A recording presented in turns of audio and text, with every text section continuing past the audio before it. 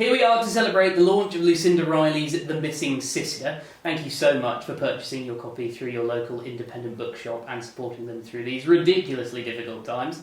My name is Harry Whittaker, I'm a presenter for the BBC, and Lucinda Riley is my mum. Hi. Hi, Harry. This is a big moment. This is the 7th of the 7 sisters. The big question everyone's going to want me to ask, everyone wants to know, who is she? Well, that's a very good question, and that's why everybody has to buy the book to find out. What's interesting for me is the fact that I have known who she is since the very start of the series, so I feel very protective of her in a way, almost like because she's been inside me, I don't want anyone else to know her, and so giving her away to the world still feels quite odd. Do you know what I mean? I understand. Were you always going here? Did you always know this is where you were going to end up? I knew, obviously, because I'm following all the Greek mythology in the books, that there would be that missing 7th sister, Merope, just like in the stories. And I didn't know how I was going to get to her, or in fact where she was going to be or how she was going to be found, but she's always been there. This is the 7th book. This is book number 7. Are we going to get some answers on some things? Well, again, you'll have to read it and find out, but yes, I really hope that some of the questions that all the readers have will be answered. Yeah. Now, I hope that I'm not revealing too much here by saying... Be careful, Harry! That the book is set at various times in New Zealand, it's set in Canada, and of course set in Ireland as well. We know research is so important for you. A big part of your job during the writing of the Seven Sisters series has been to visit whatever country you might be writing about. I imagine the pandemic has made things a little tricky. It certainly could have done, but somebody up there was smiling on me because last November, and I'm not giving anything away because it's in the blurb on the back of the book, I actually went to New Zealand to do my research there, and I'm so glad I did, because obviously if I'd left it until January, February, I certainly wouldn't have been going there. So I went to New Zealand, did all the research I needed to do. I also went somewhere else, but I'm not going to tell you about that.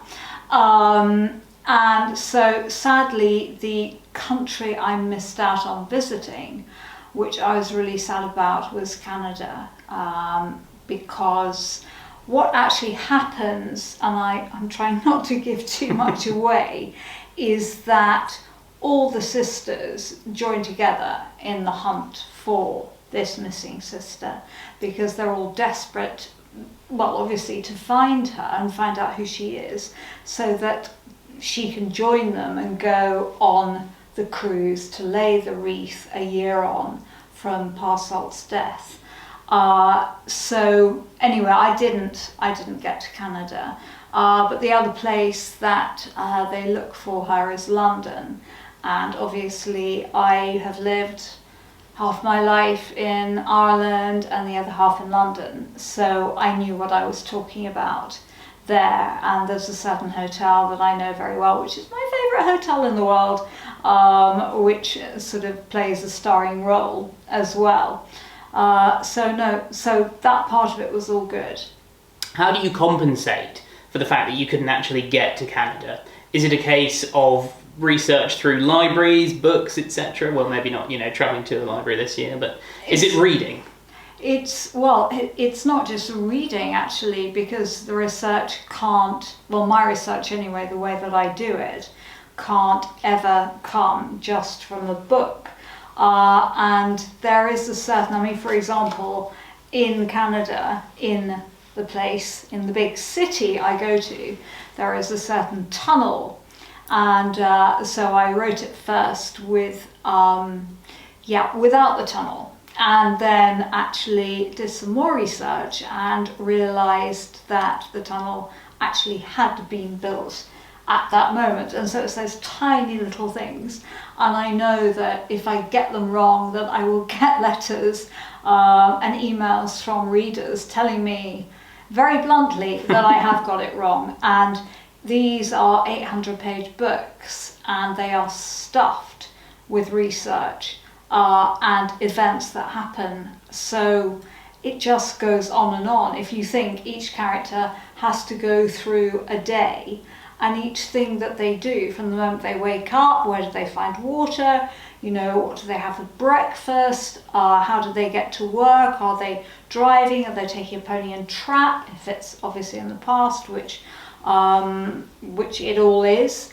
So, the detail is just everything. The devil is in the detail. And I think the most beautiful thing that happened was the fact that I was at home in Ireland when the pandemic struck. And part of the book, and I'm not giving anything away because it's in the blurb on the back of the book, is set in Ireland and in my part of the world. Obviously, Ireland means everything to you. You're an Irish citizen. Was it a challenge to write about your home country, or was it exciting? Well, I think that when I was thinking about the book, when I was on book 5 and 6, I was, especially on book 6 when I got to the end, I thought, oh well, it'll be an absolute breeze writing, about my home country, because I meant to know all about it. When you're a child, that's the history that you're taught. And what I learnt very quickly was the fact that I knew nothing. And actually, the research for this one was the hardest I've ever had to do. And that was partly affected by the pandemic, because obviously I couldn't travel at all. The good news was that I'd always wanted to set it in West Cork, which is where I live, and very, very local to me. And so the way that actually I did the research, and I couldn't have done this without them, was I actually asked my local community for help. And so I was taken off to the most incredible places. This was once lockdown had eased, obviously, to see all sorts of things that you just wouldn't believe. For example, I went into the back of Beyond with my friend Carl, who knows everyone locally. And so he'd rung around to, ask grannies and, great aunts if they knew about this or if they knew about that. And if they didn't know, then they'd ask somebody else. And so on this particular occasion, we were driven into the back of Beyond. And a lot of West Cork, as everyone who lives there knows, is the back of Beyond. But this was the back of Beyond. And this man came walking towards us with this very long beard, and he had a pack of dogs around him as well, sort of like 15 dogs and a couple of Rottweilers, and this sort of barred gate between us and him and all these dogs. And in his hand he had this absolutely massive rifle. And anyway, this rifle turned out to be the original rifle of someone, a real life character, that plays a part in the story. But it was just incredible. And then I ended up,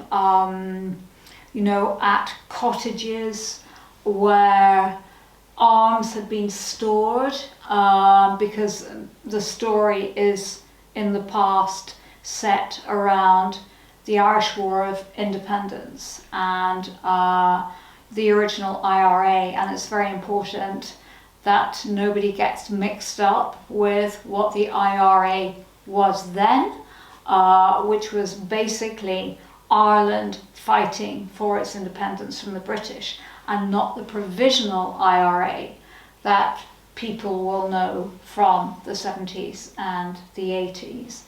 And yeah, I mean, I just went on this voyage of adventure to farmhouses in the middle of nowhere, where somebody would show me where the weapons had been stored, and dumps in the ground that had been dug out in the middle of nowhere, you know, in a forest where they could put the arms. And what is so incredible actually about the whole thing was that everyone who fought for freedom from the British at that moment, they were just young farmhands. They had no training whatsoever. You know, most of them were between 16 and 25. You know, they were young boys who were more used to holding a pitchfork than they were a gun. And how they could actually defend Ireland and win against the might of a trained British army and a police force, you know, and also thousands of them, is just an incredible story. And a lot of people might know the name Michael Collins, partly from the film with Liam Neeson. And I just want to say that, you know, Michael Collins in real life was actually only 32 when he died, so he was a very young man. And yes, he was the one, the sort of figurehead, if you like, that led them to victory. But those days in Ireland, you know, the difference between being up in Dublin and down in West Cork, you know, was huge. And really it was these brave boys all around Ireland who won this war and managed to get the eventual peace treaty. And it's actually 100 years on from that peace treaty being signed in December 2021. So did you learn a lot about the Irish War of Independence that perhaps you were unaware of before? Where do you want me to start? I mean, I feel like a sort of walking encyclopedia. And I also have to say I got a lot of help from a couple of professors as well, and journalists who helped me. And I also discovered this incredible women's voluntary organisation called the Cumann na mBan. And when you read it in the book, you'll see it, and it's spelled Cumann na mBan. It's pronounced Cumann na mBan. That's just to help you, because it's like one of those words you go, oh my God, how do you pronounce it? And their role in the fight as well for freedom. And you know, I think that was what actually gave me the key to the story, because a lot of the literature that's written, all of the photos, you know, are all the men, you know, in the battles. And the women who were actually running the farms, you know, out in the rural areas, were the ones who were also at the same time, you know, wearing big cloaks with big hoods, you know, with rifles stuck in the pockets of the cloaks, and taking them from wherever they were hidden to where they needed to be if an attack was going to be launched. And they were just so brave, and at the same time they were running their farmhouses, you know, doing the cooking, feeding the pigs, you know, the cows. And yeah, I mean, I think in a way this book is very much a tribute to them, you know, and everyone is an unsung heroine.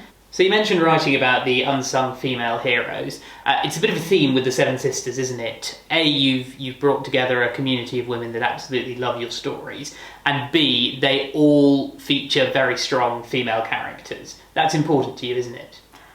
Yes, it is. I mean, women are, when you say strong, I think that word, you know, indicates strength, and strength comes from different parts of a woman. You know, the definition of feminism is equality. And I always like to think that we are neither below or above men, but equal to them. And what I wanted to do, I think, in the stories or in fact what I did intuitively and instinctively was to look at the women I was writing about and their different strengths. And for example, Star, in her story, she is not particularly career oriented. She, at the beginning of the story, she doesn't really know where she is and what she wants to do. And she also feels, a little bit under pressure from her other sisters, especially Ali, who is her next sister up, who is this sort of, amazing human being who has won boat races and, can play the flute brilliantly. And actually, what Star does and what Star loves doing is being a homemaker. She loves cooking, she loves nesting, she likes making her home beautiful, and she loves looking after her boyfriend's son. And so it's celebrating women in, if you like, all their glory. And strength doesn't necessarily have to mean that you're going to conquer the world and become, the president of some incredible company. And yes, I think actually the rise of feminism and the fact that we are able now to have so much more freedom has actually empowered women to be who they want to be. And I think that's the really, really important thing. You mentioned this earlier, so we can talk about it, but they're all in it. Significantly, aren't they? That must have been so amazing to write. This huge journey you've been on for the last decade. All these wonderful characters, all the sisters coming together. Can you talk a little bit more about that? Yes, well, as I said earlier, the race is on to find the missing sister. And so all the sisters do join together to try to find her. And yes, it was absolutely fantastic for me to write because everyone is in there at some point. They sort of form a human chain to try and do their bit to try and track down Merope. And it's interesting as well because the last time that they were all together, if you like, even if it's only virtually, was at the beginning in the first book of the Seven Sisters, where they all have come back and they haven't seen each other for a while, and how much each of them has actually changed in the time since I wrote that first book, and they've all been on their own journeys, and how the dynamics of their relationships between each other have changed as well. And yes, it was just absolutely fantastic because it's like visiting old friends. And did you find that you slipped into writing them quite easily? Yes. Oh, completely. I think they're sort of, I know this sounds really weird and sad, but for the last 8 years, those seven sisters have actually been my imaginary friends because I've lived with them in my mind for so long that they almost have become real. Yeah, and if it sounds crazy, it sounds crazy. Harry, yeah, you've got a crazy mother, help. But I know them so well, and it's as if they are real people. And without revealing too much, it's not just the six sisters that return, is it? We've got a plethora of characters from across the last 6 novels too.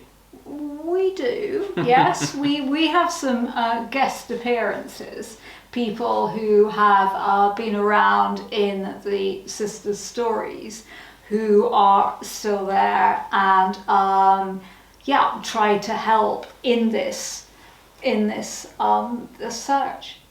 I want to talk about Parsolt. Everyone wants to talk about Parsolt. Oh, I mean, what's going on? Some people think he's alive. Some people are convinced he's dead. We know that he's featured in all of the novels so far. People have been trying to work out where he's cameoed. Are we going to get some answers on Parsault? I'm giving you a deadpan face, aren't I? It's very, very difficult because I literally can't say anything. Can't say anything. And I don't want to say anything because obviously I don't want to spoil what is, well, I mean, you've read it. Yes. I can reveal officially at this stage, this novel ends on the biggest cliffhanger ever. Yeah, it's quite an explosive ending, and I don't mean that literally. But does she? Yeah, but yeah, it is certainly, and I think actually it's been interesting because obviously nobody has read this book because it's been kept under wraps. Not even proof copies have gone out to keep the secret. And so the only people that have really read it are obviously you and other members of my family and all my publishers around the world. And all I've had is these emails going, oh, full stop, my, full stop, God, full stop. And I think I just need to actually now make a plea to camera to say that if you do read this book and you get to the end, I beg you, for other readers' enjoyment, please keep the secret. It really is such a treat, this novel, for readers that have loved its six predecessors and become totally engrossed in the world of the Seven Sisters. I love all the sisters teaming up. There are secrets that are going to be revealed. You'll get some answers to some of those burning questions. More questions will be asked. You've got this huge cliffhanger. I'm so excited for this to come out. I really am. Was it an emotional experience writing book 7 of the Seven Sisters? I mean, I think they are all incredibly emotional. In some ways, this was more emotional, and I think that's because this is part of my personal history, even though it's 100 years ago. But each book, I mean, I'm just really, really sad because I dictate the stories. I never ever type because I can't. I mean, literally, I cannot type. I'm dyslexic on a typewriter. So I actually talk the stories and I go through all the emotions that the sisters go through. And so if something really terrible is happening, I am sitting there dictating with tears falling down my cheeks because I'm just so emotionally involved, and also because I never plot before what is going to happen. Some of the things that do happen are a surprise to me too, and a shock, and also sometimes I can get really, really angry if one of the sisters or a particular character that I'm fond of does something stupid. And I'm just like, why are you doing this? But somehow it all works itself out by some weird alchemy. So we've talked about people getting absolutely lost in the Seven Sisters universe, and I hear that there are rumours of the Seven Sisters not just existing on the page. What can you tell us about that? Well, again, a bit like The Missing Sister. Yeah, I mean, there is a TV series, a major TV series in the pipeline, but as everybody knows, these things take a long time, and I don't want to jinx anything, but yeah, let's cross fingers. I don't think that the Seven Sisters has finished its run quite yet. The big question is, if it happens, can I have a part? I don't know, Harry. I'll have to see how you are in front of the camera. Okay, Thank you very much. Well, Lucinda, thank you very much for chatting to us today. I know a lot of people will be really excited to actually see you interviewed because you're an elusive figure, aren't you? You're as mysterious as Parsold. So thank you for spending some time with us today. We really hope you enjoy The Missing Sister. Thank you so much for joining us today. And of course, thank you for supporting your local independent bookshop too.